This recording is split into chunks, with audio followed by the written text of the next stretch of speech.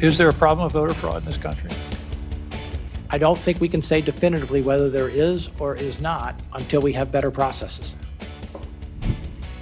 That was President Trump's pick to lead the U.S. intelligence community, Jay Clayton, during his confirmation hearing today before the Senate Intelligence Committee. It turned tense when lawmakers questioned Clayton about election integrity. His appearance notably comes just a day before the president is set to make a national address on election security tomorrow night, making it all the more relevant how Clayton responded when multiple Democratic senators repeatedly pressed him over this key question. Do you deny that Joe Biden won the 2020 election? Senator, I'm not an election denier. Joe Biden was certified as the president of the United States. I believe he had the most electoral votes. So he won the election. He followed our process, had the most electoral votes, was declared the winner. Who won the 2020 election? I'm not going to do this with you. Who won the 2020 election? I have answered the question. Answer it. What is your answer?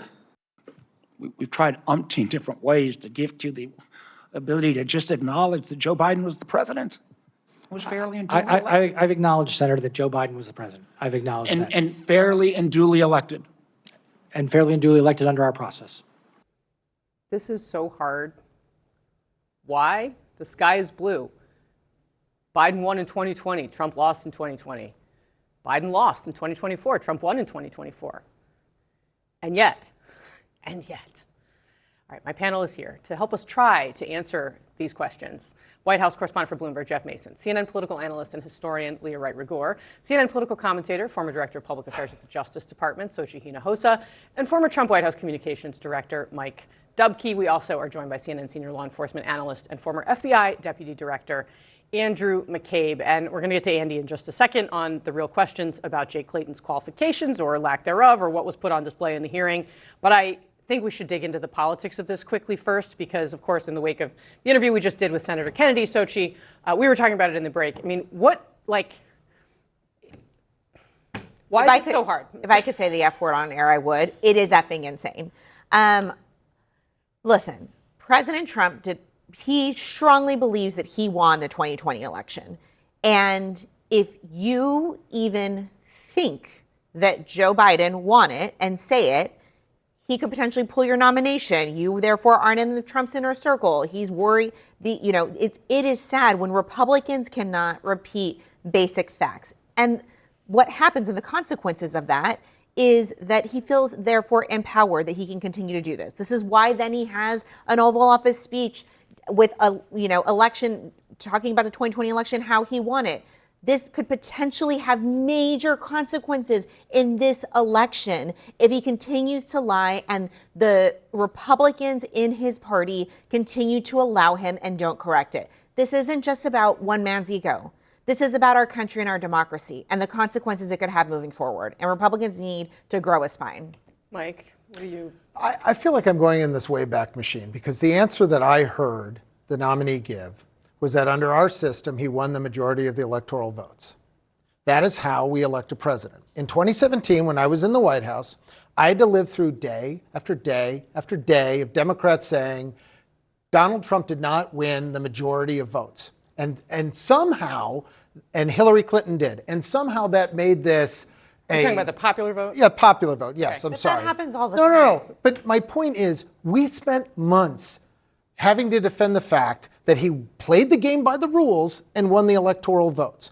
I heard a nominee today say, Joe Biden won the majority of the electoral votes. He said it. We just played that clip. I agree with Senator Hillary Kennedy. Clinton This is a conceded. It's not the same game. thing. This Hillary is a Clinton game the conceded. It's not the Democrats same want to play. Yeah, but Hillary And Clinton it's been going on conceded, for years and years. Donald Trump, and she wasn't sitting, and she's not sitting out there today saying like, I won the 2016 election. I guarantee you we can find clips for the majority of Democrats from 2017 saying he's not a legitimate president because he did not win the majority of votes. That's not the vast majority of what people think. What I'm understanding from what you're saying, Xochitl, and I think what the senator was also saying, is essentially that for these nominees who have to compete to get nominated in the first place, who are jockeying with others who might be picked instead, they don't feel like they can be on camera answering this question in a way that's going to upset the president. Now, Jeff Mason, you cover the president day in and day out. What I was thinking about as I was listening to that and watching that and listening to the way that Senator Kennedy was explaining what, in his view, was going on, was back to the period in between the election and January 6th, when there were a lot of Republicans that I was talking to who privately said, the president thinks this. We need to let the president think this. He can fight it in the courts. He should be allowed to say and do what he wants while that plays out in the courts. And what we saw happen was that what the president thought and what he said convinced a lot of his supporters to go to the Capitol on January 6th. And we saw some of them do illegal things, violent things, threaten to hang Mike Pence, the Republican vice president, among other things. Now, of course, those people have all since been pardoned by President Donald Trump. That's a separate conversation. But the idea that the way that we talk about these things doesn't actually matter, doesn't have an impact in the real world, is just not what we're living in right now. How do you understand this, knowing the president as you do? I mean, everything you just said is true, number one. Number two, the political reality is that if a Donald Trump nominee says in a hearing, yes, Joe Biden won the election in 2020, that's going to create problems for him or her with President Trump. There's a reason this conversation keeps going. The president absolutely believes he won in 2020. I remember spending late nights at the White House during the period that you were just talking about while they were working on that legal strategy. Mike wasn't there anymore.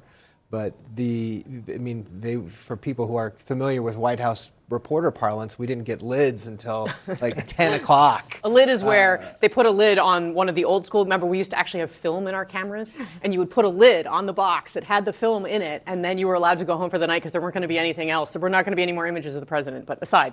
Those lids were gone during that period because he was working on the legal arguments and he lost them. But what happened in January 6th was Exhibit A of the fact that those words continue to have consequences. And also the fact that the Republican Party hasn't been able to move on. I mean, the speech that the president is going to give tomorrow night, probably not going to help him in November. I mean, this is something that ended up hurting him for a long time.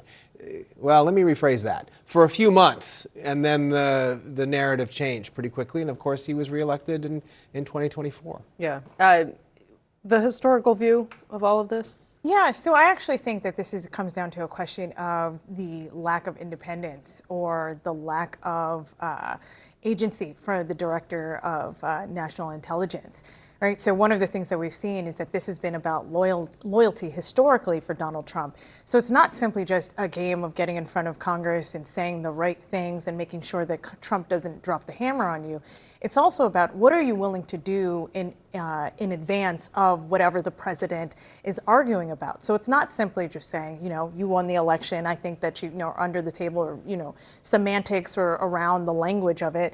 But it's also about, are you willing to show up in Georgia, right, with a ball cap and sunglasses on, and everyone says, well, why are you there, right? What are you willing to do to advance it? Are you willing to support? Are you willing to find evidence where there is none in order to make an argument about something that everybody in the country knows is actually not true? Historically, the DNI has been a position that has been independent, and it is crucial that it is independent. Clinton, I think, is showcasing that he can't do that.